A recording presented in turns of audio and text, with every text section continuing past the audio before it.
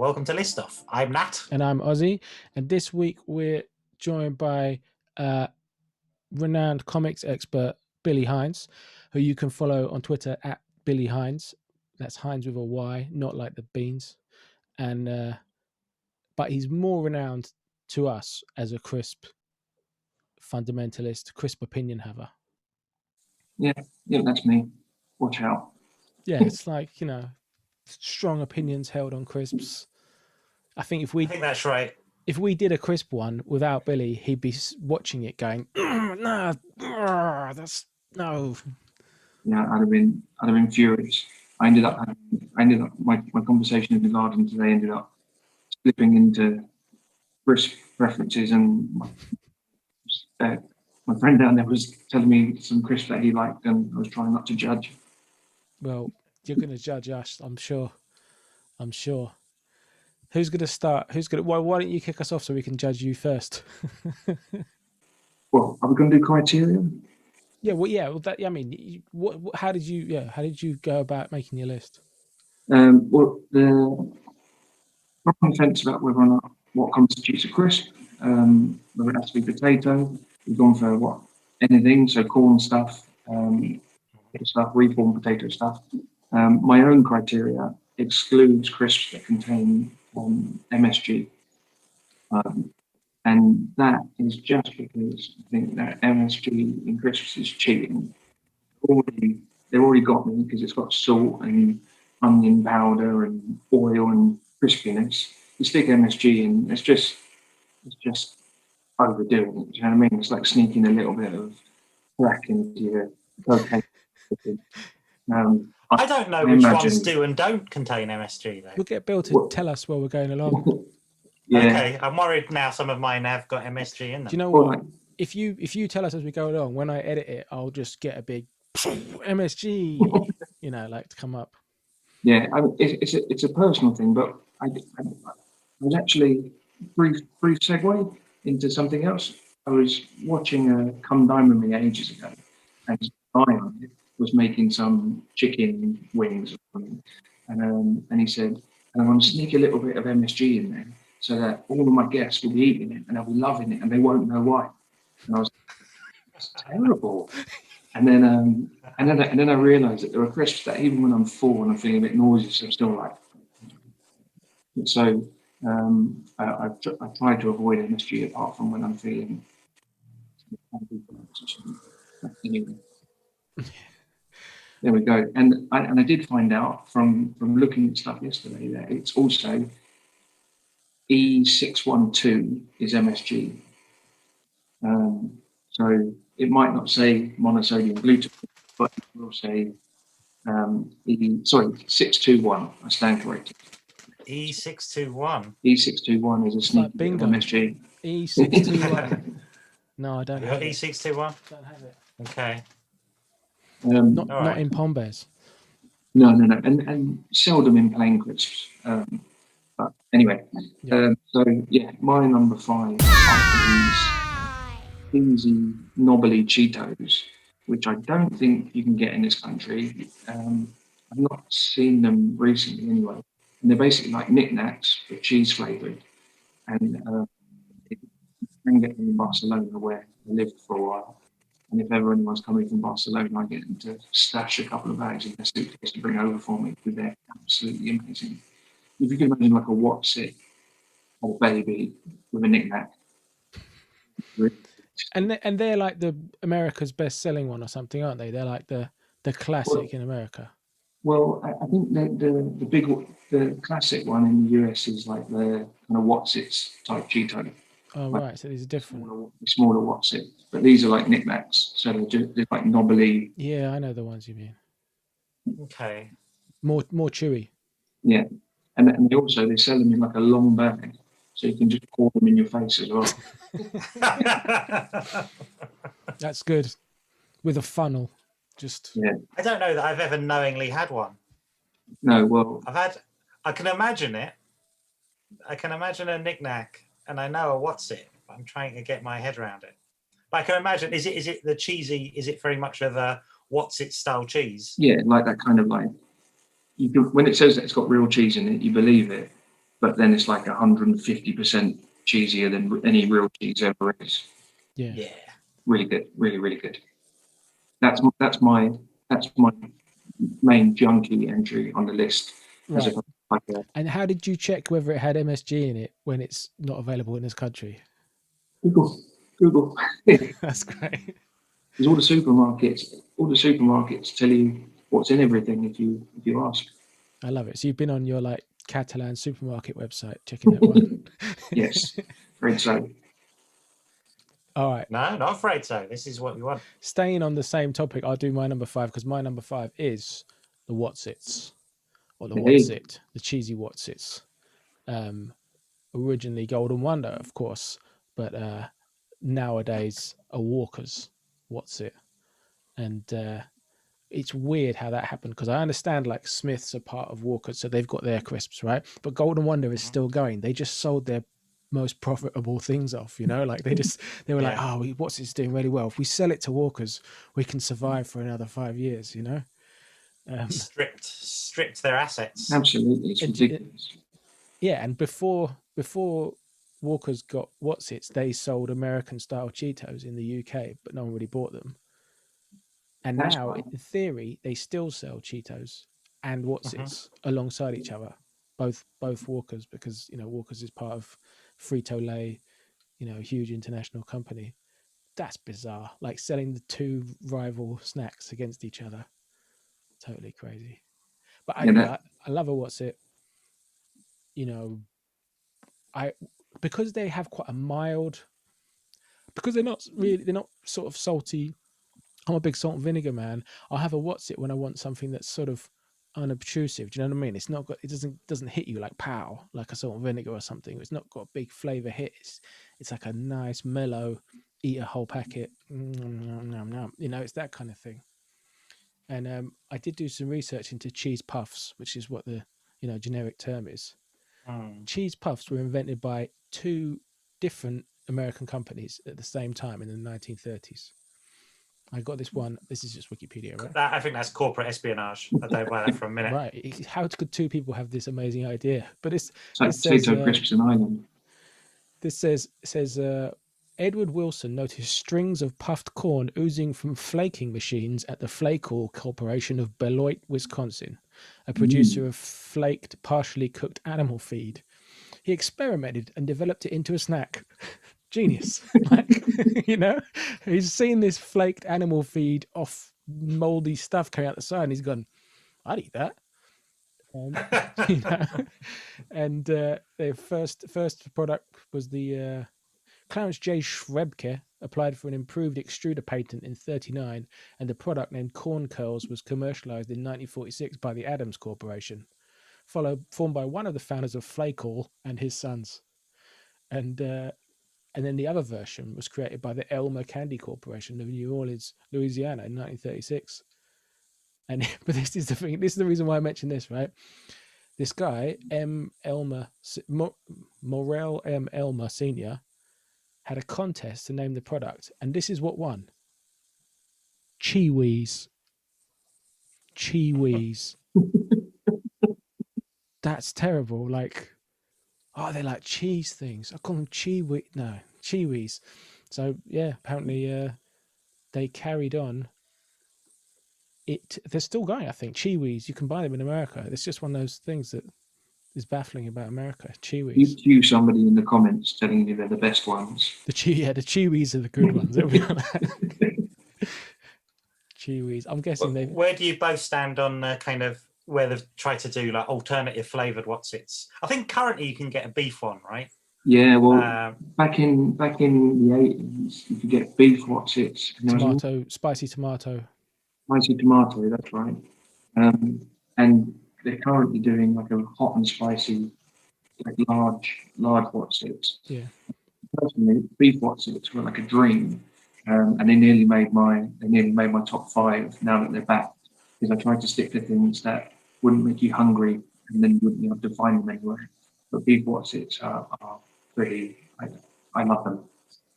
Yeah, I'm a fan of beef Whatsit. I enjoy beef Whatsit. Very much of the beef kind of Monster Munch school, but like the cheesy Whatsit there's a lot of flavour on it, But which I always appreciate. it's such a different consistency from a Monster Munch, right? It's so much less sort of crunchy on the outside, you know. It's more melty in your mouth, right? I did have those giant Whatsits the other day, and they are good, and they give you that thing of if you haven't seen them, they're a giant Whatsit. It's about, I don't know, double the size or maybe a bit more, and it reminded me of being a kid again, because it's more than one. Like, you have to have a couple of bites at it to get through it. You're not going to stick the whole thing in your mouth like, ah. Speak for yourself. Well, I was enjoying feeling like a kid again, where snacks felt big, you know? But what's nice about it is the giant Whatsits come in a giant bag. Yeah, That's sort of almost the right sort of size, that if you were a slightly smaller person, it would almost have the sort of bigger. It is. It's like kind of somehow regressing to being a kid again. It's another one of those Carrying a things big that bag. makes you look like a kid, or Jeremy Beadle, like just eating them. But the bag's massive. Like, it's about 3 sittings worth of Whatsits. Yeah, I think for the real thing, you probably need to have it with like a bottle of Panda Pops Cola and watch an episode of Danger Mouse. Yeah, but like a 3-litre bottle of Panda Pop Cola. Serving suggestion. Yeah, so that's my Whatsits is in there, a rare cheese crisp for me. I'm not a big cheese guy. I'm not a big. I like pretty low cheesiness cheeses. So Whatsits is a rare exception. Have you tried those mix-ups? Right, yeah, because they do them in 3 flavors. One of which is cheesy. One of which is cheese. One of which is like spicy, and one of which is beef. Yes, they're meaty munch or something. Exactly, meaty, and they don't actually sell them. I can't find the meaty ones anyway. You sort of see them occasionally. I think they discontinued them, but they're really weird because the cheese Whatsits are like Whatsits, but so you get French fries, Whatsits, Doritos, and one other thing, maybe Monster Munch. I can't remember. But you get those 4 things, and they're all slightly different cheese flavors. Yeah. It's a really odd experience. It is, and it makes the ratio that is always I have a problem with, ratio of flavour to crisp. I always think could be a problem with those. That if you get the individual thing, like what I'd much more happily have would probably just be a pack of beef hula hoop, beef Whatsits. Beef Whatsits on its own.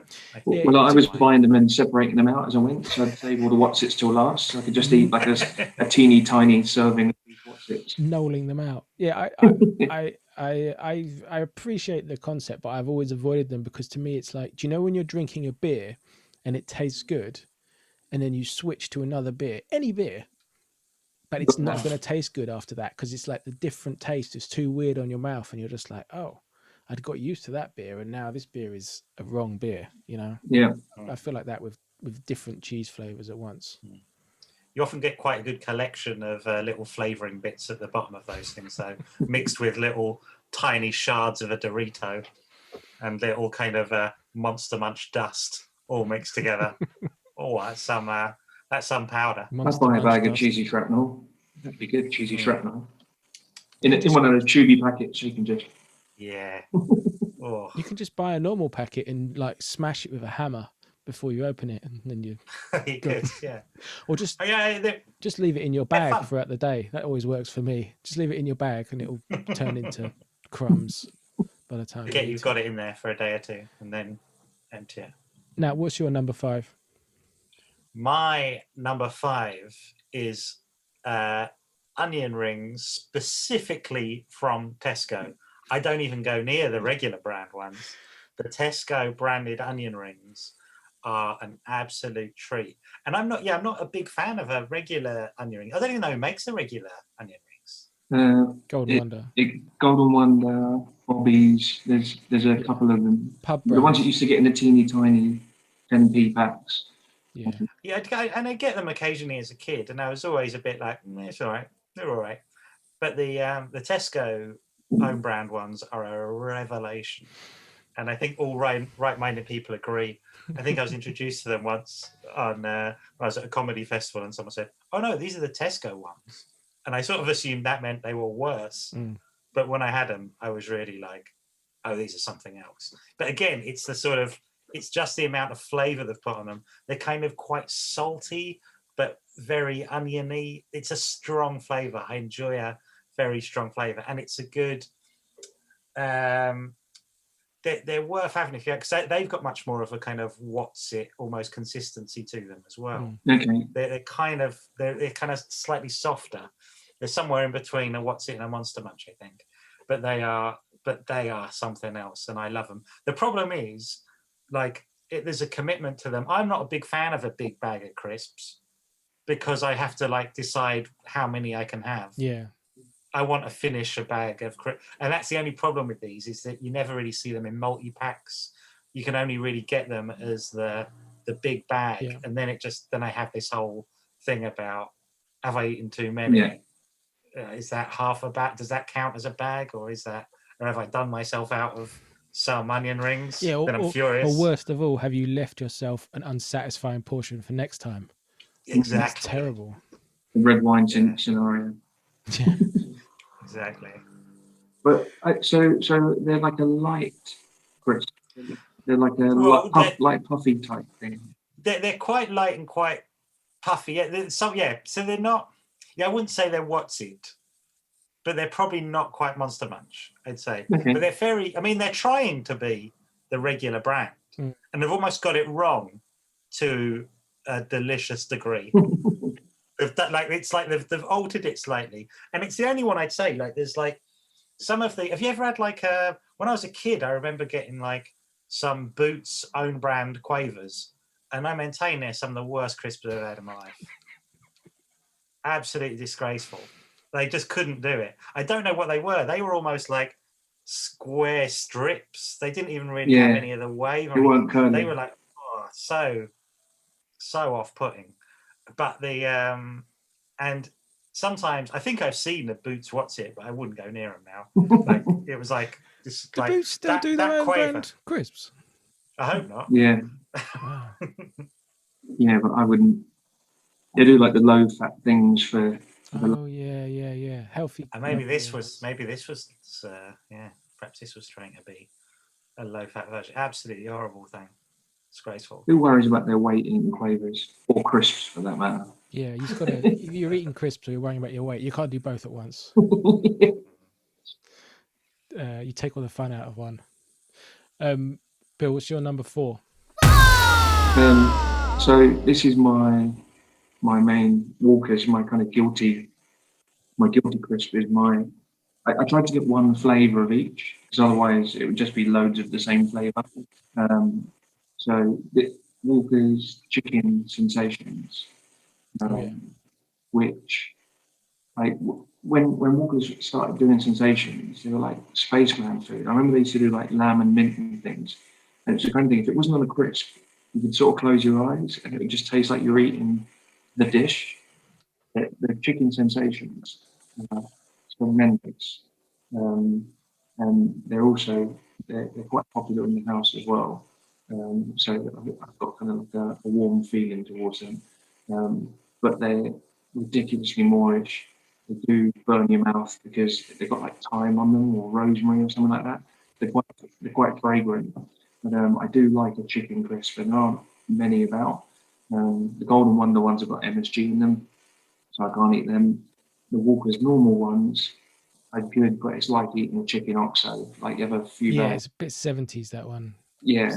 It's not the same. And even though they advertise like new flavour on them now, but yeah, they start to get a bit sort of burny and a bit boring. But the Chicken Sensations are sensational. And now they do they've just started doing one which is, it's not peri chicken, but they've done one which is like almost like a spicy version of the same thing, and they're very good as well. And I'll rack my brains and see if I can remember what they were, but I try not to buy them because it's kind of a betrayal to my wife if I eat spicy food.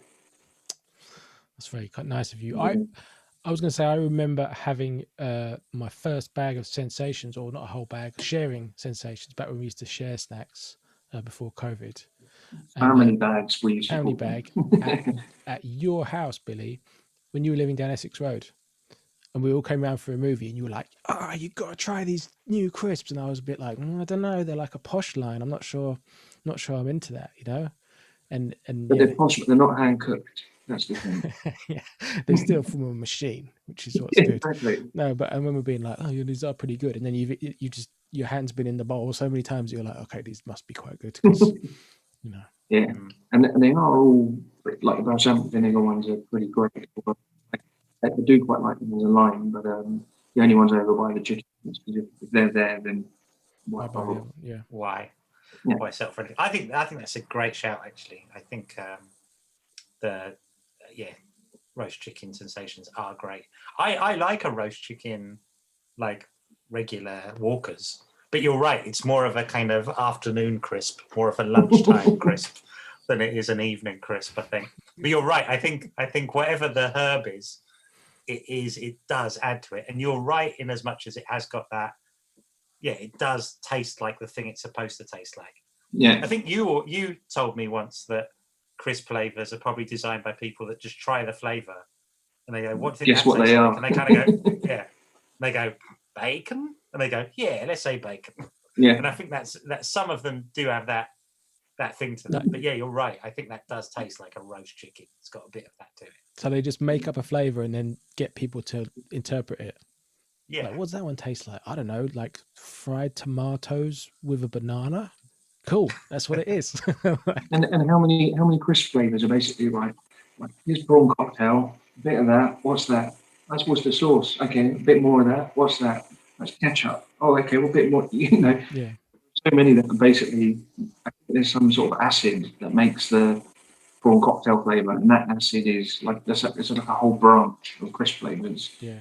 My number 4 is not terribly interesting, but it's like nearly a perfect crisp for me, right? It's the salt and vinegar Walker's Crinkles. Okay. One of the many crinkle cut crisps that Walker's had concurrently running under different brands. Okay, right? yeah, It's yeah. not your Max. I don't like That's what I was going to say. Yeah. Don't like Max. Bad. No. Crinkles, the ready salted is a very sort of mild salty crisp. Very nice. I like the ready salted, but I'm such a salt and vinegar guy that I'd go for that if I had the choice. But you rarely get the choice. Only Poundland have them in salt and vinegar. Nobody else does. You can get the ready salted ones in regular supermarkets, but Poundland's your go-to for the salt and vinegar. But it's a crinkle cut crisp, but it's quite lightly cooked, unlike a McCoy's or something. It's not browned at all. And then it's got a really kind of slightly fruity vinegar. It's not like a classic vinegar. It's a more aromatic vinegar. It's nice. It's a really nice crisp, and like it's heading towards the perfect crisp for me, but it's not quite the one. That's yet to come. But it's great, and it's a bit lighter. What do you think it is? Like a lighter dose of the normal salt and vinegar, the normal salt and vinegar? No, it's definitely a different type of vinegar. It's more like an apple cider vinegar. You know what I mean? It's that sort of flavor rather than what's normal vinegar made? Like a malt vinegar. It's not a malt vinegar. It's like a cider vinegar. I've not had them in a good long while, and I think it's because since I moved back, I'm kind of I just assume that it's the same as the normal Walker's salt and vinegar, which I haven't much time for. If you spot them, which would mean you're in a Poundland, then I would not hesitate to get them because it's a pound for 6 bags. Winner. Yep. But yeah, that's my slightly boring number 4. A crinkled crisp is quite interesting. I certainly enjoyed them as a kid, but I don't know if it was just a novelty. But you're right that actually a crinkled crisp should hold some flavors much better than others, and they should have an advantage to having them. I think I always used to see them as a bit of a novelty. When my family are from Cumbria, when we go up there, like Seabrooks are a big brand up there, and they're all crinkled, But they were a bit like, I always felt they were slightly under-flavored, slightly under-seasoned. Occasionally, maybe like I think they had was it like cheese and chive or cheese? Well, it was because they like cheese with onion or something. Yeah, or it was a bit more of a subtle like cheese and onion. Cheese and onion. Yeah, they weren't. It's a bit they like, weren't married. is what they're saying. Yeah, it wasn't quite 50-50. And I quite like those, but I remember almost being like, I think I always crave more flavour on my crisp, and they were a bit more. But you're right, in as much as I could imagine that. I don't really go for a crinkle crisp now, but I can imagine a salt and vinegar holds very well on a crinkle crisp. I think it's the ideal delivery. On balance, it's supposed to be more unhealthy crinkle crisp than a normal crisp, because as well as holding more flavour, they also hold More fat. and everything else. Gotcha. More surface area. And more surface area. We've got the unhealthy. Again, no one's eating crisps to be healthy, but once in a while. You are. Well, like, yeah, it's one of my 5 a day. But if like your Max, like you said before, like Max, you just feel like you can feel yourself, you can feel your arteries clogging as you're eating them. It's not good. Oh yeah, I say I like flavour, but you're right. I wouldn't go for a Max ever. No, thank you. No one's going to have them on the list, but the current KFC Max crisps are pretty outstanding. I've never had a KFC in my life, but secret recipe applied to the crisp. I just wish they weren't quite crunchy crisps in it. Well, that recipe, as we know, is top secret. Yeah. Yeah. So they probably had to send the Colonel himself to Leicester to like put the ingredient into the crisps. Oh man, if the Colonel went to Leicester, that'd been worth. I hope he had it was like when the Pope visits. Yeah, he does. He has a Colonel mobile, glass topped glass box that goes along, but it's on top of like bulletproof, but it's on top of like a Cadillac with like bull horns on the front. Yeah, brilliant. I mean, I'd be disappointed if that isn't true. Yeah. Like everyone would let's like to never see check. No, you know. Don't Google that, Billy. Don't Google. See if that happened. What's your number 4, Nat? My number 4 came in last weekend when I repeated something that I realised I repeat all the time. Something repeated on you. Something repeated on me. Sounds good. And I was hungry last Saturday, and I popped in to a Tesco's. Could have been a Sainsbury's, but I think it was a Tesco's. And there was nothing really to eat, so I thought I'll get a meal deal. So I got a sandwich. And I thought I'll get my crisps. And often happens in a meal deal, I find a selection quite weak from my crisps. And I was looking around and I went, do you know what? I'm going to do what I do every time I have this dilemma. And I had some beef hula hoops. And I always have them and go, oh man, why do I think that's like a? I think of it as almost like it's like that's an all right crisp. But whenever I have them, I go, that's better than all right, and I don't give them enough credit. That's it. That's an excellent crisp of beef hula hoop. Yeah, that holds the flavour. That's one you can kind of suck on in your mouth. Very, very, very pleasing. Very pleasing sensation. Not to be confused with a sensation, but it's a great one. You can wear them as rings. Did you? I was going to ask. Did you put any of them on your finger while you were eating them? Do you know what? I would. I think I'd been out, and it's COVID times, so I feel that it's probably inappropriate in a minute. Right. When I get my second jab, I'm going out blinged up on some hula hoops. You look like the beef hula hoop mandarin. Yeah, I'm gonna be like a Mr. T beef. I'm gonna be the Mr. T of beef hula hoops. Mr. T create a necklace. Yeah. Of beef hula hoops, and my freedom will be taken away from me almost as soon as I had it by someone, and I'll probably put in some sort of specialist institute. Yeah, that's a wicked choice. So beef hula hoops didn't make it onto my list for duplication flavour reasons, but that I absolutely love them, and the flavour is always really well distributed. Like the other beef crisp that I really like is beef McCoy's, but what beef McCoy's, what they do, I'm sure they do it on purpose, is you'll get like no flavour, all the flavour that was supposed to be on the other 4, and you'd be like, yeah.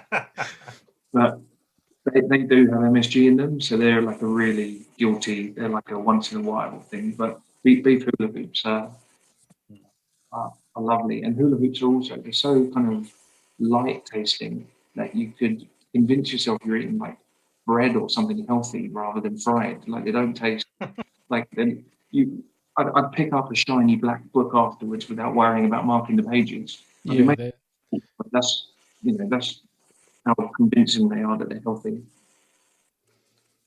No, I'm a big fan of them. They're it was a real treat to get them last weekend, and I think that also. I think part of the problem with the meal deal is that you're always getting one of those max bags. Yeah, grab bag. And like, I mean, I'm quite happy. Yeah. I'm quite happy not to have that as a. I'm quite happy not to be told how fat I am as well. I could quite happily still have a regular pack of beef hula hoops and be happy with it. I didn't need the slightly too large the grab bag. Yeah. But it's not like I'm not going to finish. I think the grab bag works for ones which are incredibly aerated, like a Quaver or something. You know what I mean? Because a lot of what's in the bag is air bubbles within the crisp, right? But when it's like quite a dense snack, like a hula hoop's very dense. Yeah. You know, that's too many. It is. I don't need that many either. I'd be perfectly happy. I like a crisp, but I'm not greedy. But it's not like I'm not going to finish a grab bag. No, it's not like it's 2 bags worth. Eat it. Yeah, I'll eat it. But then, in contrast, if you have the large hula hoops, which they've clearly done, they've done it so that grown-ups can put them on their sausage fingers and feel like. But the crisp is all wrong. Like there's probably like some kind of Fibonacci type scientific, like fractal logic. That's like. Yeah, it can't be that thick and that big because it goes wrong, you know. Yeah, it loses its structural integrity. It's too easily. You don't get that same pop that you get when you eat a hula hoop on on its side in your mouth. Yeah, there's something wrong with the big ones. I like the idea of that. That's like in films where they're trying to have like a genome and they go, "It's stable," and then you just see it break apart. You're like, we can't. Because they're trying to create some new. They can't make it work at the larger scale, so they're like, we're gonna have to go back to the drawing board. Yeah, but instead they put them out. Well, what job it would be to be a crisp scientist? That'd be a good job. What I understand is, I do understand because who's going to do this, but why aren't we, constantly reading about how crisps are made and like the real stuff, not like how they're like cut. I know how they're made, like from a Sesame Street perspective of like you cut them up, you cut up the potato and you fry it, and that's fine. It's like that the real science, the innovation, the kind of what they're working on in secret. They should create New Science Crisp magazine. That's right. Snack Scientist magazine. There must be one of those foods, whatever it's called, that horrible program on Channel 4. People phone up supermarkets, patronise customer services, and then go off to the other side of the world to learn stuff that they already knew. Do you know what I mean? Yeah. I tell you what's a good account to follow if you're on Instagram is The Grocer. The one about the food industry. Okay. So that's a good account because they will tell you if there's a new cereal, a new crisp, new ranges. You get a photo. It's a good account. It's a good account if you want to keep up to date. I want to go on Twitter. I'll follow that. We need to get on with our crisps though. Yeah. What's your number 3, Billy? The number 3 is a brand new taste sensation that's rocking the nation up here, which is pickled onion Mackies. And they are like Mackies are amazing. Anyway, like Mackies, if you like to taste the potato in your crisp, then Mackies is great for it. There were various Mackies flavors that could have gone on the list, but as of last week, the week before, they launched pickled onion, and it's like a really light pickled onion. It's not like a monster pickled onion or a one with Walkers where it's kind of sucky cheeks in, which can be good if that's what you're after. But these are like, there's not so much pickled onion. And they're incredibly moorish. Really light. You've always got the potato underneath. Really, really, really good. To the point, I'll post the bag down at some point shortly because they're really, really quite special. And I had to get Mackies in there somewhere because I say they're the best. And then when I was looking at all my different things, I was like, yeah, but that one's slightly better in that flavour, and that one's slightly better in that flavour. So pickled onion it is for Mackies. It's nice to have something up to date as well, like a new entry. Do you know what I mean? Absolutely. That's a good one. I hope it takes off. Snack innovation is still happening. Yeah, it's good to mention things like Mackies because you're right. It's good to talk about ones that have a bit more potato in, like you're saying. Yeah, and they feel quite proper. Yeah, and worth mentioning, they're probably like twice as thick as a normal crisp, if not 3 times thicker, and they're quite light rather than like a Walker that just kind of dissolve, sort of waver. And then and they're not hand cooked. Is the other big thing to mention. So for some people, they're probably on the posh end of the spectrum. Maybe, I don't know. But they are they're just lovely. They're really, really good. My number 3 is a fancy pants aspirational deli snack type of crisp, of the kind that you get in your fancy pants aspirational delis in the neighborhood now. And it's the Eat Real chili and lemon flavored lentil crisps. Wow. Okay. They very much taste like crisps.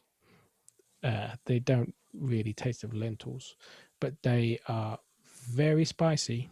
Like, it's really chili, more than you would do with a kind of regular commercial crisp. They come in only a massive bag, but they're really moorish, and I could do a whole bag. It's not good, but I could, especially as, although they pretend to be all healthy and they've got all this stuff all over them about how they're vegan friendly and, Yeah. gluten free and all these kinds of things. And it says, like, Eat Real is a healthy brand of stuff. It's got so much salt in it. And that's the thing I'm not supposed to be having much of, right? It's got way more salt in it than any more commercial crisp would ever have. Right, because more commercial crisp, they get in trouble for it, and they'd be like, "Why are you putting this much salt in? You're killing the nation," Whereas with these fancy pants one, it's like, yeah, delicious flavor, naturally good. Salt's very natural, So I'm curious. Have they got? What I've found is all these healthy crisps, lentil puffs, and those chickpeas, I think they're called, which are like chickpea based, what's it looking things. yeah, None of them, pop chips as well, none of them ever have the colour bars on the front. So no, the design, everything about them looks like, I'll get those because, I'm going to change my lifestyle a little bit. I'll go for these healthy crisps. And it's, you look at the back and you're only good at maths. You go 100 grams, 20 grams of it is salt. That means it's 20% salt, Yeah. But they don't put the thing on the front. No, you have to dig in the stats on the back to get the proper salt thing. But I'm used to doing that with salt, and I'm like, they're well tasty, but it's very bad for me.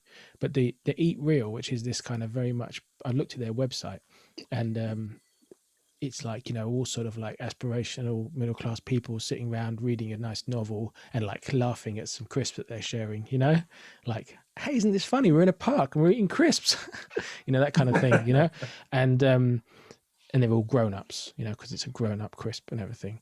But it's actually quite interesting because it's a brand of Co-Fresh / Lakshmi and Sons, Indian snack company founded in the 1960s and moved to the UK in 1974. It's like the biggest, I think it's the biggest Indian snack company. Yeah, like Bombay mixed people. Yeah, exactly, those people. And but they're also based in Leicester as well as Walkers. So it's like they've gone, let's move to the UK, let's move our company to there. We'll move to Leicester, the home of crisps. So it's like, yeah, that's quite brave. That feels like you're fronting or something. Like, yeah, we do crisps. Well, not scared of you. Yeah, exactly. Let's take the battle straight to them. So yeah, but I really like them. I can't lie. They are really good. I'll look out for them. My number 3 is the salt and vinegar square, and I think the square crisps are the best of the reconstituted potato crisp by far. They're exactly the right size, which is important. If they were like a tiny bit bigger or smaller, they'd either be too much or unsatisfactory. I love a cheese and onion square. I think they're great. I wouldn't knock them at all. They're amazing. Again, holds lots of flavour. The salt ones are really nice, and they're quite subtle, the ready salted squares. But the salt and vinegar squares are like, they're sort of the king of it. And it's sharp. Really sharp. And satisfying. And it's got that kind of, it's almost like slightly too much, but you realise that too much is exactly what you were after. Like salt and vinegar discos, right? Same sort of. No, discos is way more. Discos is way more because discos, the vinegar is sharper, but also discos have that not real salt. I don't know what it is. It's like powdery salt. Do you know what I mean? It's like a pound of powdery salt, and there's tons of it. It's like what you get on a Pringle. So discos are just coated in it. Like, I wouldn't knock a discos, no. but like there's almost no point in a discos. Sometimes a disco feels like you're having like a cracker or something. It's but and I do like there's a time and a place for discos, but I think they haven't mastered it at all in the way that the salt vinegar square has. That's exactly the right shape and size for that kind of crisp. Similarly, like a Pringles, it's not the right like I like a Pringles, but it's never going to be in my top 5 because it's just a bit. It's slightly with Pringles. It's often like, oh sure, it's all like reconstituted potato. So why just do them crisp shaped? There's an element to it that's just a bit like, why didn't you just do crisps? I don't like. Okay, sure, if you like, but like discos are fun, sure, but like the squares the are first almost time like I've ever heard you say discos are fun. It's the only context where I might say that. But the square is a perfect version of that. It's the right shape. Yeah, it's great. It's the right size. It's the right flavor. It's what reconstituted potato crisps were made for. I think. It's a great crunch as well. You know, oh, it's a lovely crunch. You can get like a really nice curled over one. You know, a folded over one in a square packet is like bingo. Yeah, I don't know if they used to do tubes. Remember? Yeah, but squares and tubes launched at the same time. They're basically the same thing. The tubes the tubes had like the wrong equivalent of a hula hoop crunch. You know what I mean? It's like if you put a tube in your mouth, it's almost like it could sort of suck onto your tongue and get stuck like a barnacle. It's true. Yeah, it's true. The little suckers. So very much like an ice pole thing. If you like in an actual very cold country, it'd be the same as a tube.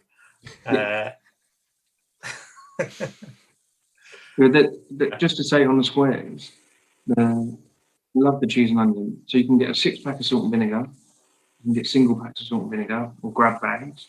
You can't get single packs of cheese and onion. And I really dislike the plain. Like if I eat a couple of packs of plain from a multi-pack, I'll feel slightly nauseous for unknown reasons. I can't work it out. There's something, it's like so oily because it's not salty enough or something. Every while with squares, you get one that's like dark brown. Like been left in the oil while they've done like 7 other batches and then it's ended. Yeah, they do still have a duff one in. What do you think of the size of the squares? Like it feels almost like they're like the packet is perhaps saving me from myself, but I never finish a packet of squares without thinking I could probably. No, the packet's too small. Same as French fries. If the quantity you get in there is not big enough, but the size of the actual squares themselves is excellent. Number 2 is a bit of a weird. So I felt I needed to acknowledge the origin of the crisp and get some ready salted in here. And it's seldom that ready salted will be top of my list. Ready salted are what I get when companies come around. You know, I used to joke that one of the benefits of getting married was I could eat cheese and onion crisps without worrying about it. Ready salted crisps are like polite company. You're not going to breathalyze anyone. You know, it's all good. And there are plenty, like the Mackey's plain, like I said, taste a lot of the potato underneath, really good. My top plain crisp is the McCoy's ready salted crisp. That's good. What pisses me off, what annoys me is that they're generally only available in 6-packs, multi-packs, or in sandwich shops for some reason. Certainly here in Edinburgh, like you never see them just like in a shop to buy normally for some reason. And the trick is on the ingredients on any plain crisps: potato, oil, salt. McCoy's, potato, oil, yeast extract, and salt. So they basically put Marmite on them. In lieu of a bit of MSG, they've snuck a bit of Marmite in the mix. Wow. They're my tip top, and I'll buy 6-packs of McCoy's just to sort of eat the plain and then begrudgingly eat the salt and vinegar and cheese and onion afterwards. But plain are where it's at, really, really good. Yeah, I'm totally with you on that. If I'm in a pub which only serves McCoy's, I'm always a bit like, it's not really my thing, but I'm definitely not going to order my salt and vinegar now. I'll definitely go ready salted. Now that I've seen that, you have to adjust your. I'll cancel because I'll ask if in some pubs you can't see what brand they've got, and I'll go, "Oh yeah, a packet of salt and vinegar, please." And then they start reaching for a McCoy's thing, and I'm like, "Oh no, make that ready salted." Okay, while you're there, Yeah. Yeah, no, it's good. It's good to have yes, I rarely have a plain crisp. I'm trying to think what I would go for. But yeah, maybe a McCoy's. Maybe that'd be the answer. I eat them quite a lot because if I just want to add a salty element to something else I'm eating, like at lunch, if I'm having a sandwich and I just want to add a salty element, which I'm not supposed to, but if I just want to do that, then it's like a ready salted is often a nice way to go because, as we say, all these other things have their own proper flavor to them. Where ready salted just adds the salty element, bit of carb. It's not healthy, but it's adding a little bit of excitement, little crunch. Otherwise, a little bit of excitement and crunch to your otherwise boring lunch. Rhymes. My number 2 is similarly mundane in that it is a Walker's crisp, a standard Walker's in a salt and vinegar, and this would have been nowhere near my top 5 until they changed the oil to the sunflower seed oil, whenever that was 10, 15 years ago, or whatever, what they call sunseed oil. Yeah. And since then, the kind of like the way the kind of golden, crispier crisps that they have in there, they seem to have somehow managed to make more folded ones than ever before, or ones with bubbles, all the good stuff. And they really benefit from the packaging these days. They're so fresh. Even if you get a multi-pack, it's like one from a pub. It's like they don't have that like naff multi-pack staleness thing going on anymore.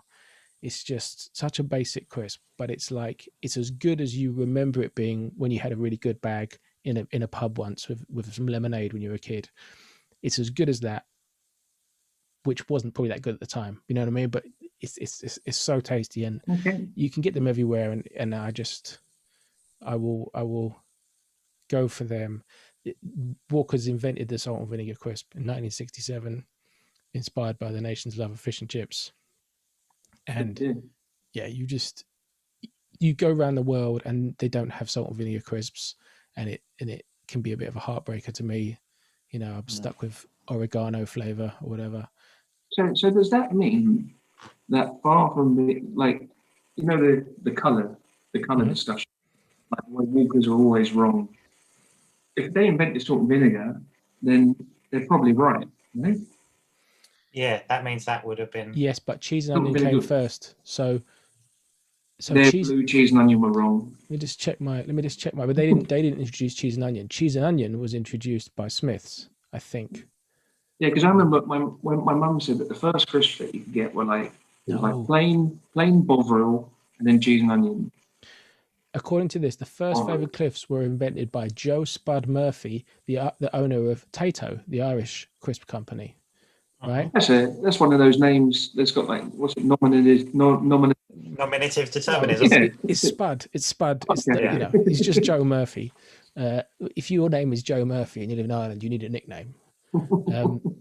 Anyway, so Tato introduced the first. They developed a technique to add cheese and onion seasoning during production. So it was Tato in Ireland doing the first flavoured ones. Republic of Ireland, because that's the other thing that we need to be wary of. It could be like a civil war off the back of discussing Tato crisps if we don't get the right one. I know it can be controversial. Yep, I don't want to enter into any of the crisp troubles. But yeah, I mean maybe. No, yeah, that's always Walker's. So Walker's introduced their own cheese and onion later that same year, copying it. But they obviously went with a different color for theirs. And then when they came to do salt and vinegar, 10 years later, then they had to go with the other color. And that's how they ended up in the non-aligned colors. I've always thought I assumed that was the case, that we had salt and vinegar crisp because of salt and vinegar on chips. But then recently they have started bringing in like fish and chip shop flavor. And it's sort of almost the same. But it's like, I don't really get what that's supposed to be then. Although I suppose the salt and vinegar crisp doesn't really taste like salt and vinegar on chips. No, it doesn't. The vinegar tastes completely different, doesn't it? It gives a really different effect. And also, the fish and chips do give you a bit of a kind of a. There's a little bit of something on that on a on a fish and chip flavoured crisp. My number 2 is a Quaver. Okay. Or not a Quaver, a packet of Quavers. Yeah. Could not have them. Single one. It's enough. No, I love a Quaver. Always have. Probably. This was what I would have thought initially would be my number 1 on initial run through. I was like, yeah, Quavers. That's my number 1. That's what I'd go for. I love a Quaver. I love in a multi-pack of Quavers that they are packaged totally differently, and they're in a sort of line rather than in a sort of big extra bag. I find that very pleasing. I think we've got a super great melt in the mouth cheese release system.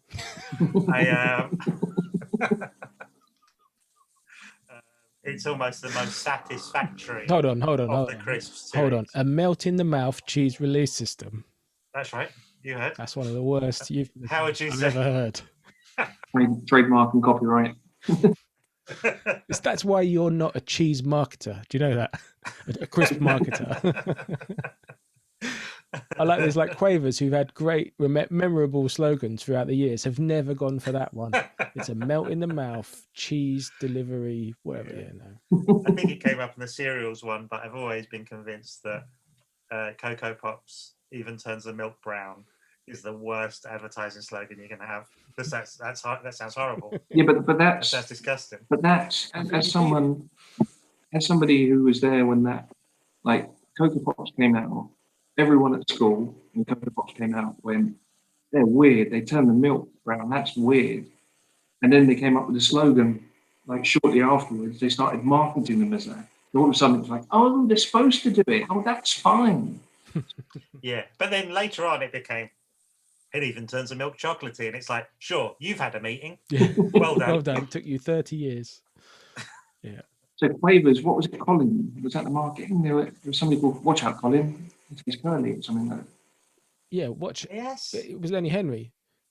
Colin Curley. Created by Bob Laurie and voiced by Lenny Henry. And it was like, yeah, like, watch out, they taste curly. And except more brummy. But Watch out. When I was looking at this, did you know that Colin Curley got 2 video games spin-offs for the Amiga? On what systems? For the Amiga and the Atari. Okay. Pushover, 1992. And the Amiga and the Atari. Yeah, Pushover, 1992, in which in the opening scene, I've watched this on YouTube, he loses his Quavers down an ant hole and has to send a little ant down the ant hole to get the Quavers, and then the whole game takes place with this ant. So it was clearly like bolted on to an existing ant game that someone had made. It's a really cool looking game with like dominoes, pushing over dominoes. It's a bit like Lemmings, but with dominoes, trying to make domino runs. Looks great. But then he was in a game sequel called One Step Beyond, which is a platforming game starring Colin Curley with much better graphics, jumping around on platforms and stuff. And you just think, that's just another world of the 90s when you could be, it happened with a few different like advert mascots, you know? Yeah, Cool Spot. Cool Spot, yeah.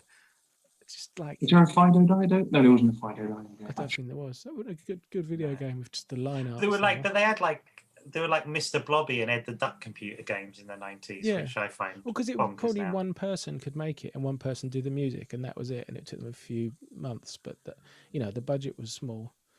Yeah, we're never. And I do wonder how many of them are like games sitting in a drawer. Like I've got one of those cartridges from I think from China, and it's Game Boy, and it's got like 190 games on it. They're old NES games, and one of them I've got like Sonic Mario, Link Mario, all the sprites replaced, and I wonder whether or not you could just like create like a vanilla game. And then someone comes along and goes, yeah, we've got this mascot. And it's like, okay, well, I'll just draw that sprite on top of my vanilla sprite, and there's your game. I think that's definitely what happened with Pushover. It was just like, we'll basically pay for your game to be made to promote our snacks. But that wasn't the first, because Quavers were launched by Smiths in 1968 with the advertising slogan, you get a lovely lot of Quavers in a bag, which is a very nice, quaint.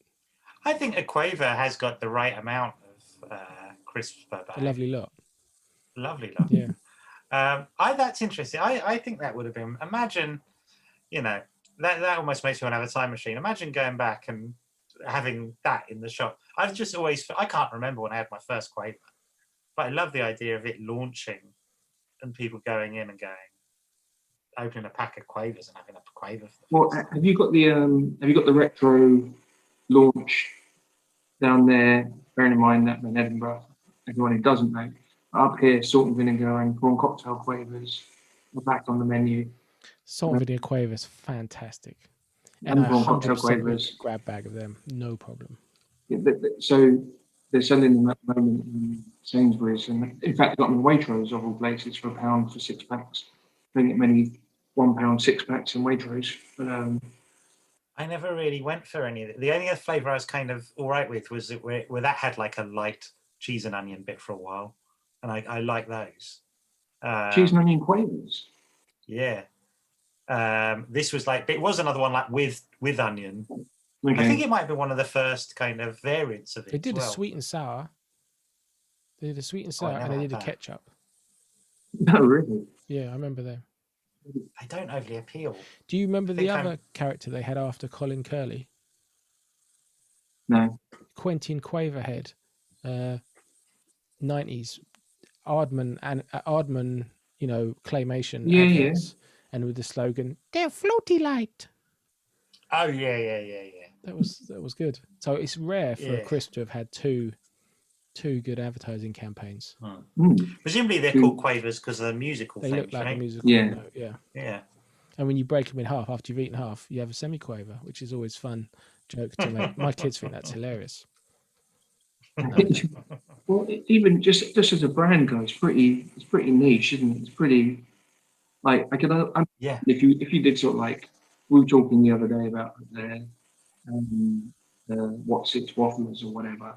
And it's like imagine doing like hashtags. What's it hashtags? Or because that's what they look a bit like or something. Someone must have done a hashtags crisp, Why? surely.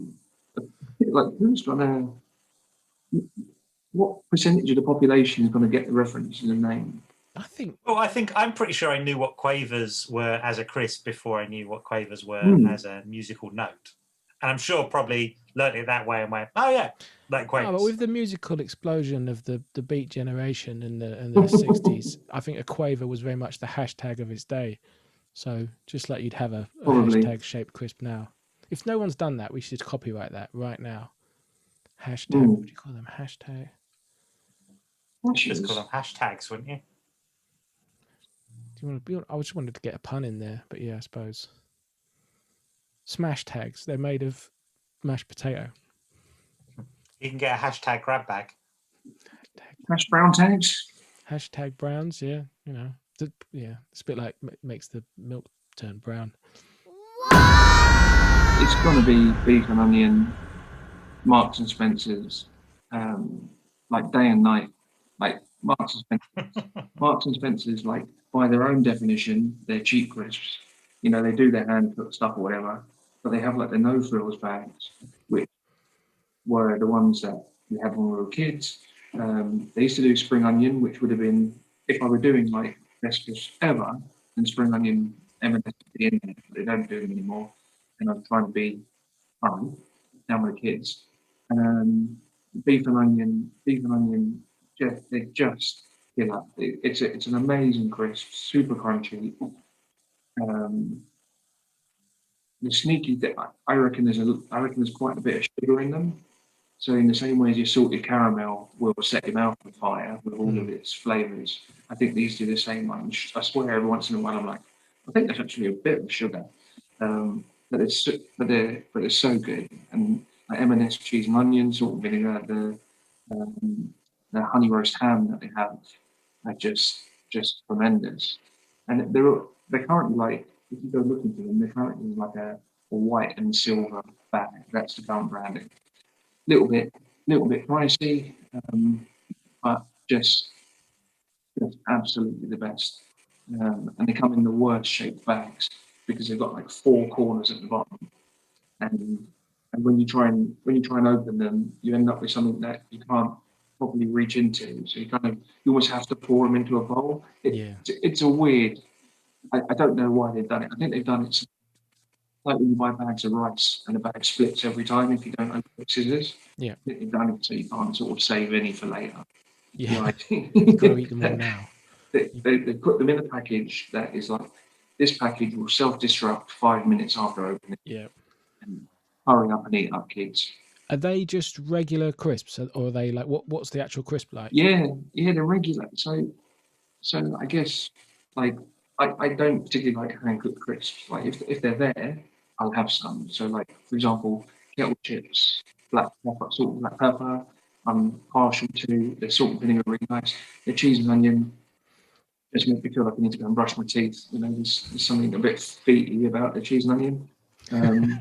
But generally speaking, I feel like hand cooked crisps feel a little bit like eating glass. But we went to see somebody. I think it was that Henry Packer that we went to see up here when he was talking about like middle class foods just being sort of a bit masochistic.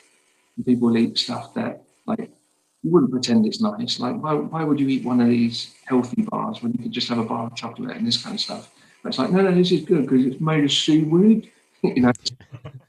And hand crisp feel the same. It's like they're overtly bougie, and they generally sort of hurt your mouth, and flavours a bit overly contrived. Yeah. I don't need you know Welsh coast rock salt and apple Somerset cider. It's like calm down, guys. Just I would say that applies to any kind of dark chocolate as well for me.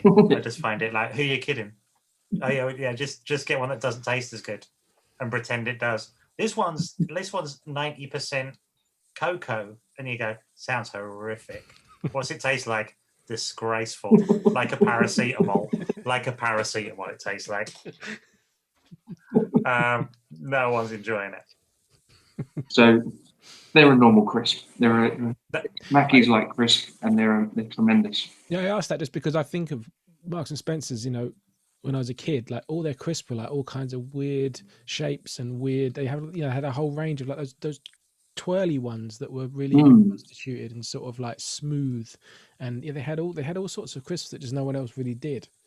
Yeah, no, they got some, and they've still got like there's a whole kind of universe of really nice M&S. Like in my work, if we've got visitors coming in, someone has to nip out and get sandwiches, so we can have lunch in the boardroom and this kind of stuff, and it will just be like, okay, I'll go. So I'll be like, okay, so there's 4 of us. How many bags of crisps makes us not look like weird? And so we've got a client in. How many bags of crisps can we eat and not look like we're the weird guys? And how many can I justify having left over so I can take them home? So all the equation. But yeah, there's some great things. And just a notable mention is that at Christmas they do. They didn't do them last year.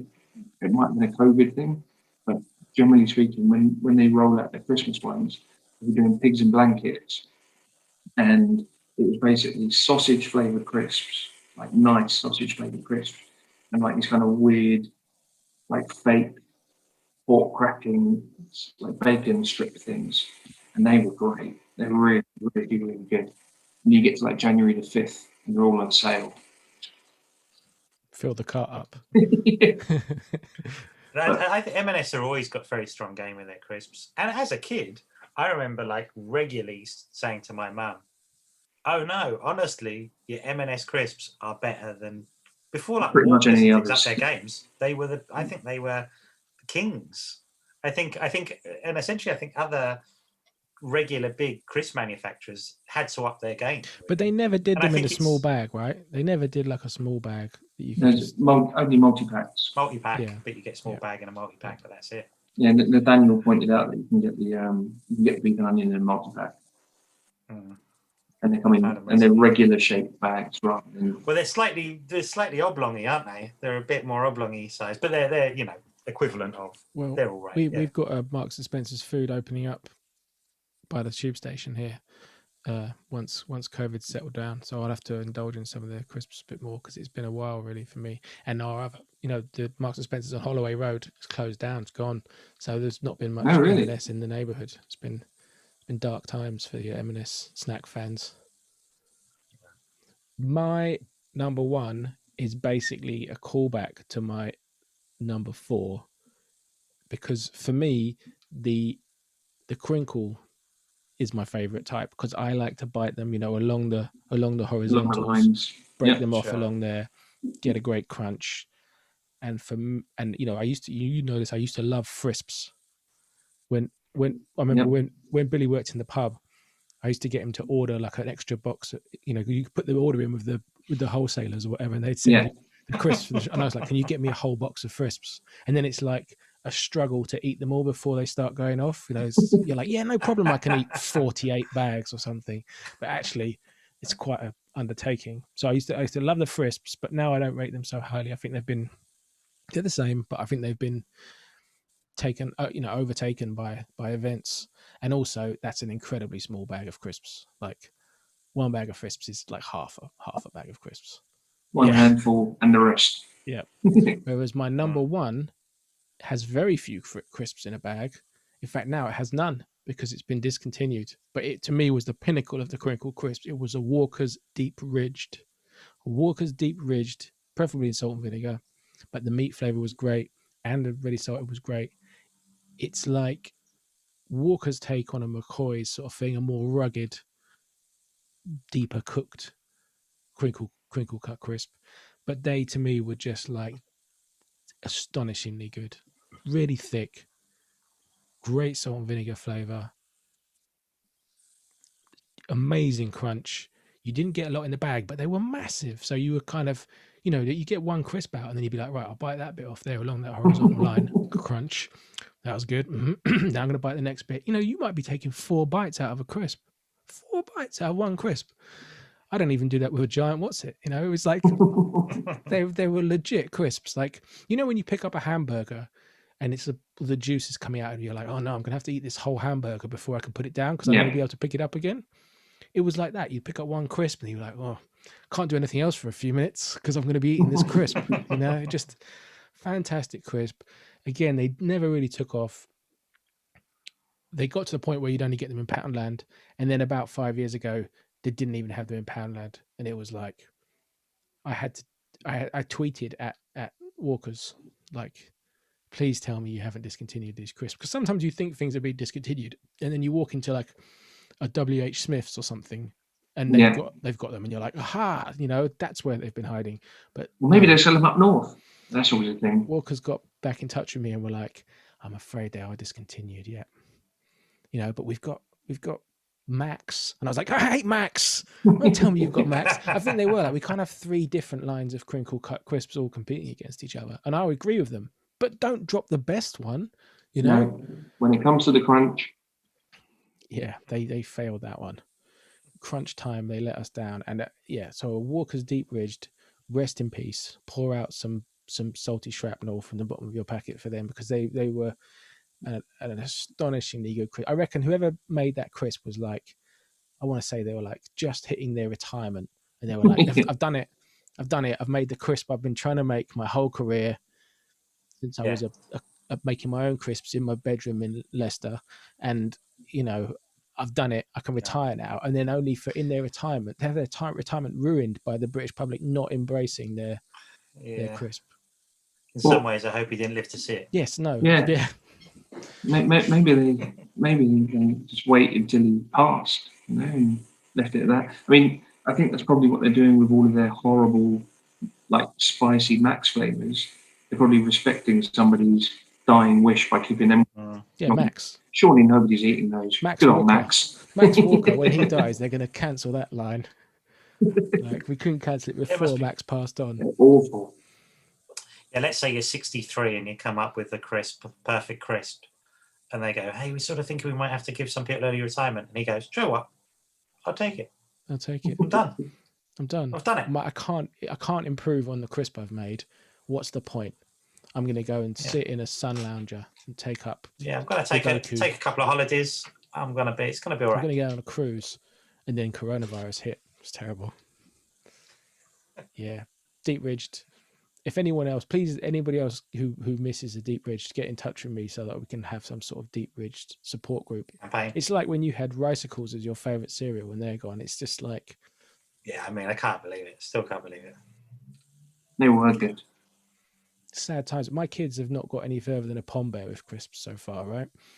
And it makes me sad to know that one day they might be saying like, "Oh, this salt and vinegar's pretty nice," and I'll be going, "You've missed it. You've missed the best one. You've missed the best salt and vinegar crisp ever made. It's gone." Sad times. And it wasn't even successful enough that I can imagine them bring it back as like a nostalgia thing. I don't think No anyone one remembers has. it. I don't think there'll ever be like nostalgia for like 2000s crisps. You never I might be know. mistaken, but You never know. My number one is perhaps disappointingly Aussie's number 5, and it's a cheesy what's it. okay. I couldn't, and it was gonna be. I thought initially that's my second favorite crisp, and then when we were in the early discussions for this, trying to tempt Billy Hynes onto the show, Billy Hynes mentioned the giant Wotsits, and I was like, yeah, I've never had one. I guess I should try one of those before I did a show. Got a pack, and it took me back there, and I went, oh man, Wotsits. What I mean, and it just made me think these are kings, these crisps. And I think maybe the giant Wotsit even helps. It has that kind of, it's got that thing you almost have from eating a packet of Wotsits, but just having one where you still have bits of Wotsits in your teeth, but it's nice.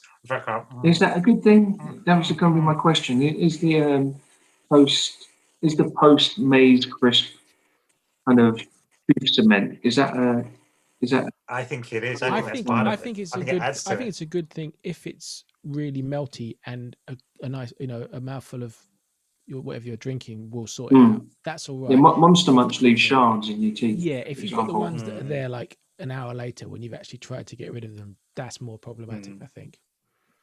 Mm-hmm.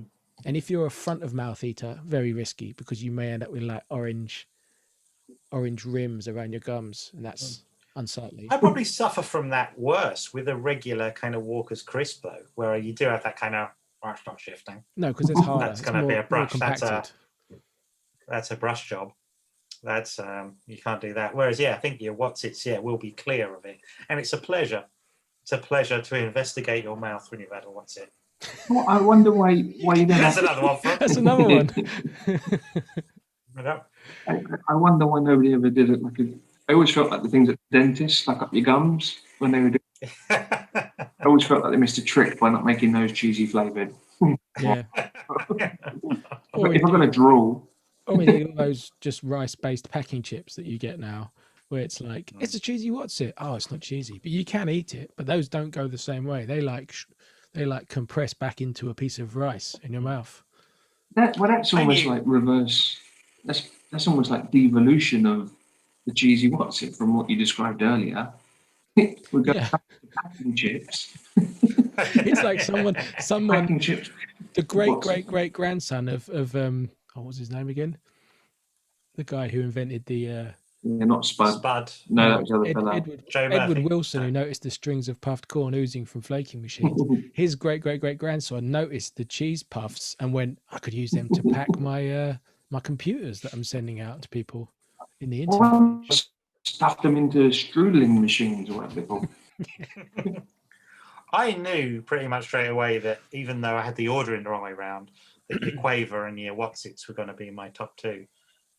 But it's interesting, and they are I do love a cheesy, crisp flavour, but I'm not a big cheese person in the regular world. Certainly not something that's super cheesy.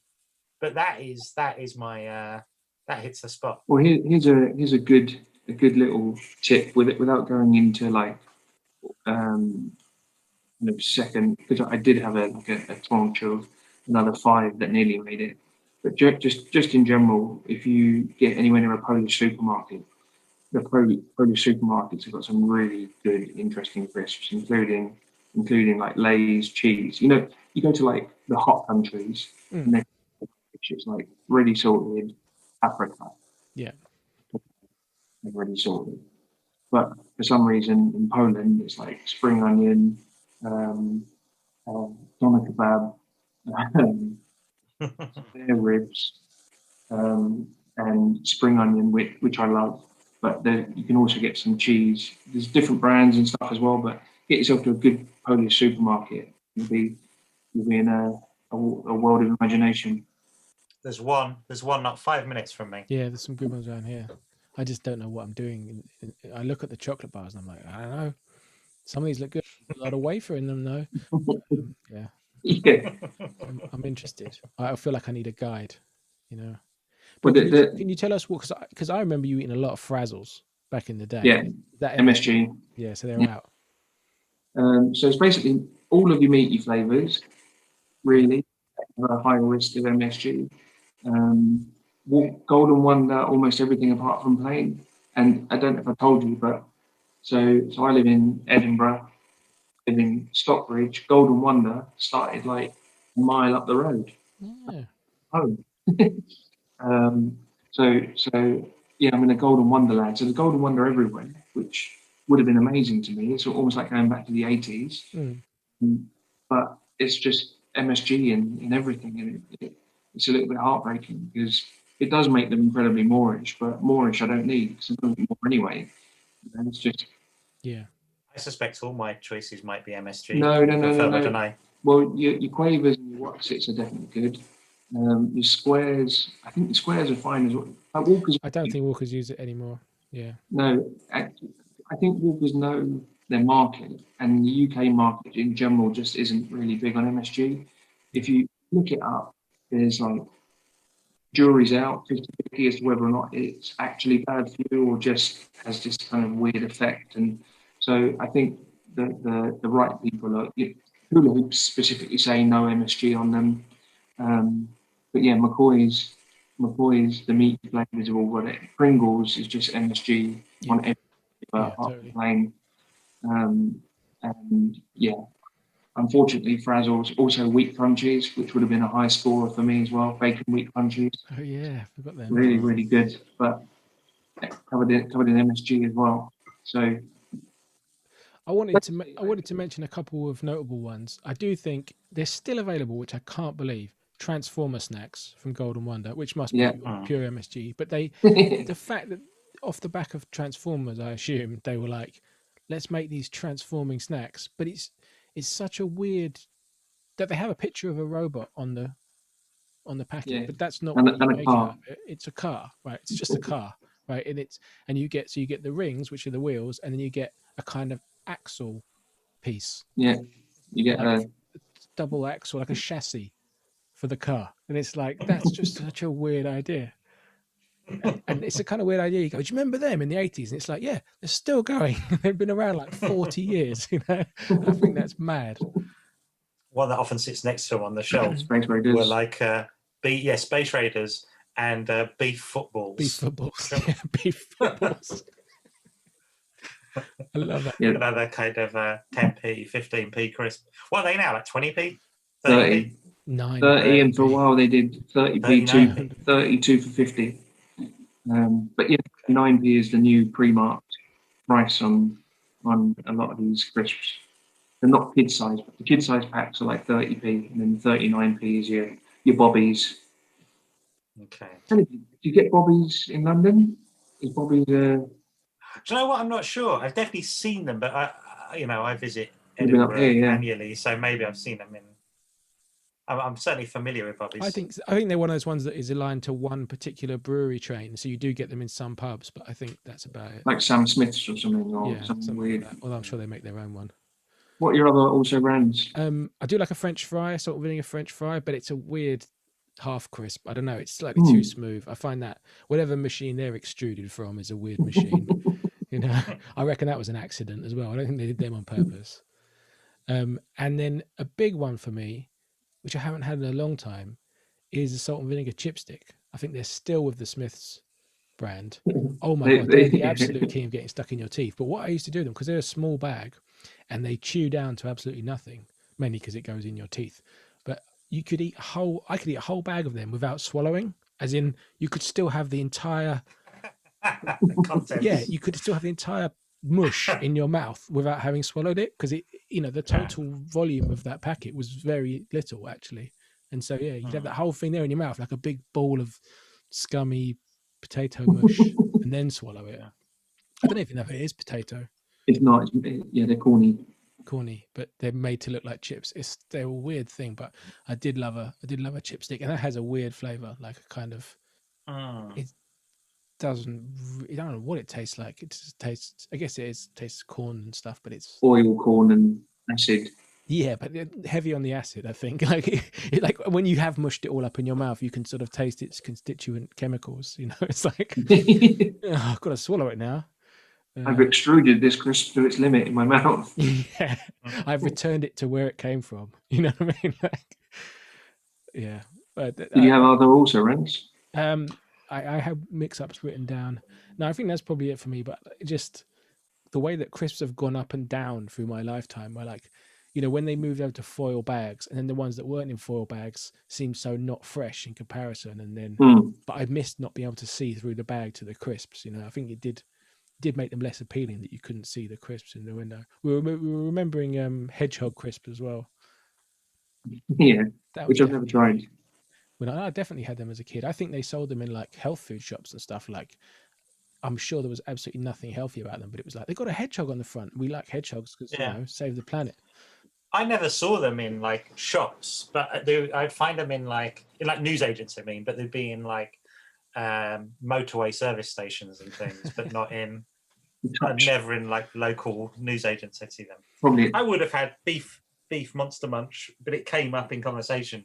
But that's my other one. Did we have no Monster Munch on all three lists? No, they came up, of course. That's a surprise. Yeah, but I had a bag of those giant beef Monster Munch last week, and I've got to say that they're a little bit underwhelming. I want to get to the end of it and just have like my fingers caked in the equivalent of like the What's It's cheese. Yeah. And sucking oxo off my fingers for the next 5 minutes or whatever, you know. Yeah. And like one of those policemen who's testing a bag of cocaine, just rubbing it into your gums.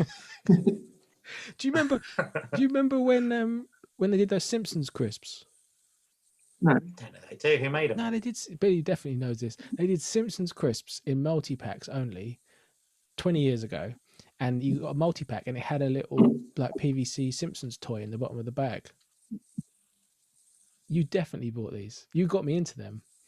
Okay. We were working were they like ham and cheese flavour? No, they were just like tomato, like a really bland tomato corn snack kind of thing. Like, but it was nice. It was like a pleasant. It actually tasted of tomato in a way. It was kind of like, it wasn't like a ketchup flavour. It was like a kind of, it was like the kind of ones you get from like the no brand ones you get from like an ice cream van or something. They were like that, but they had the Simpsons license. And they were only around for about a year. But yeah, you got like a multi-pack, and they were like a multi-pack of like 12 or something, you know, a heavy investment. But they'd have like a little obscure Simpsons character in the bottom. And they weren't just like Bart, Lisa, you know, Homer, Marge. Yeah. I don't know, the guys that work with Homer, or, you know, like it was good. So was the one Simpsons toy per multi-pack? Yeah, per multi-pack. Packet? So if you wanted to get the whole range, Wow. you've got to eat hundreds of packets of crisps, and they weren't that compelling.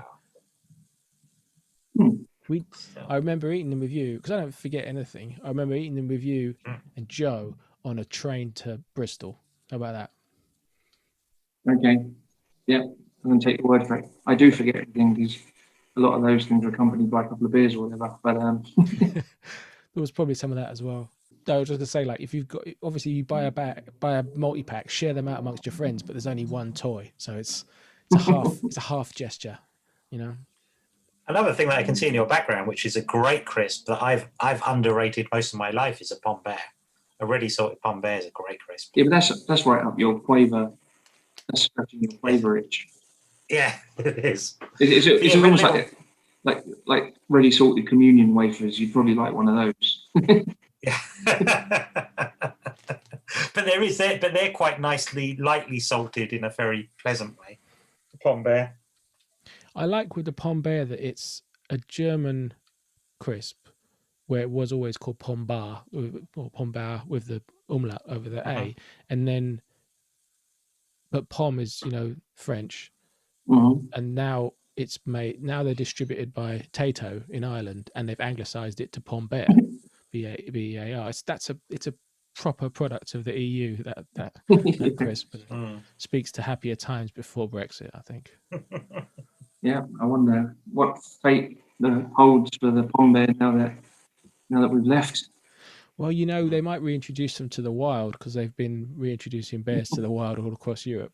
So maybe in the Schwarzwald, the potato bears will be running free and terrorizing campers.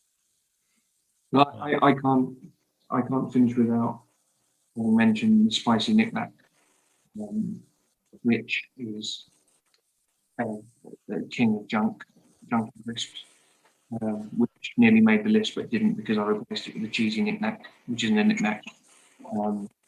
Yeah, that's me. Spicy knick-knack MSG? I've not looked. You won't look. No. You refuse to look. I'm thinking that they probably are. I'm thinking that they've kind of got to be really, haven't they? But you're going to live in ignorance. Don't need to know. No, I'm not. I'm gonna do what all the cool kids do. Don't Google it, Billy. Don't take something away from yourself that you. No, I definitely need to eat some crisps now. Yeah, I stocked up in preparation. I knew I would. I've done the opposite. I got lots to eat to refresh my mind, and I ate them all. I might be stuck with this one packet of my kids' Pom-Bear. You can follow Billy at Billy Hynes on Twitter. He just mostly tweets about comic books in a very expert way, and it makes people want to buy more of them. I'll do crisps if anyone asks. But yeah, well, I'm sure we will be discussing crisps if anything new comes out. Maybe if they bring Chewies over from the US, which is what we're all dying to try. That's a special cheese delivery system, or whatever you call it. A Chewy. A melt in the mouth delivery system. Let us know your cheese delivery. Let us know your favorite crisps on Twitter, on Facebook, on Instagram, wherever, on YouTube. But I think there's going to be a lot of Monster Munch based furore about not including them. And it's probably worth munching it. Munching. Definitely worth munching. We're going to be well worth munching. It's got to be worth mentioning that crisps can only aid diet as part of a controlled diet. Yeah, I think the normal disclaimer is don't give them to kids. They're only for unhealthy adults. Only for adults. Yeah. But we won't judge if you tell us that you just eat Frazzles. That's all right. Only Billy's committed to the MSG free diet. I'll sneak. You'll see. Yeah. Excellent. Thanks for joining us for this. Thank you for joining us, Billy. It's been a pleasure. And we'll see you next time. Take it easy. Bye-bye.